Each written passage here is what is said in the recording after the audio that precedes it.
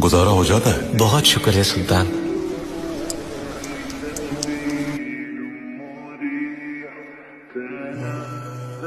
मेरी बीवी इस बर्तन में बारिश का पानी जमा कर लेती है और इससे कपड़े धो लेती है।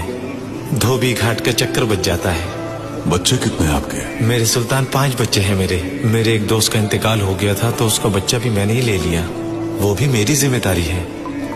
ईसा अफंदी का नाम रेलवे मंसूबे के लिए अतिया देने वालों में शामिल है। ईसा अफंदी, जब रेलवे मंसूबा मुकम्मल हो जाएगा तो आप सब लोगों को हज पर भेजा जाएगा।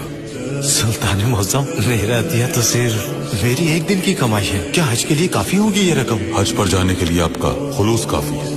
एक किस्सा सुनाता हूँ। मेरे जद फातेह सुल्तान महमद खान ने फातेह मस्जिद की तामीर करने वाले तमाम मजदूरों से कहा कि ये मेरी दिली ख्वाहिश है कि ये मस्जिद मेरे जाती खजाने से तामीर हो। इसके लिए किसी से भी कोई इमदाद ना ली जाए। मौसम गर्मा था, मजदूर थकन से चूर थे और प्यास से भी बेहाल हो रहे थे। एक खातून दही से भरा हुआ एक बर्तन लेकर आई। फातेह सुल्तान महमद खान जब सुबह जागे मस्जिद तशरीफ लाए और जब उन्हें यह किस्सा मालूम हुआ तो उन्होंने पूछा कि इमदाद किसने कबूल की।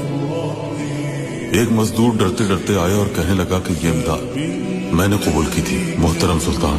गर्मी बहुत थी, प्यास भी शदीद थी। इतने में एक खातून दही से भरा हुआ प्याला ले आई तो मैंने लेकर खा लिया। कहने लगे कि बेटा, रात मैंने एक अजीब ख्वाब देखा।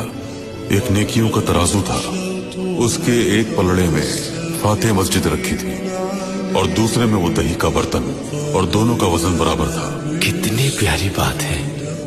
मतलब ये कि ईसा अफंदी, अल्लाह को राजी करने के लिए मिकदार की जरूरत नहीं होती, नियत का खालिस होना जरूरी है।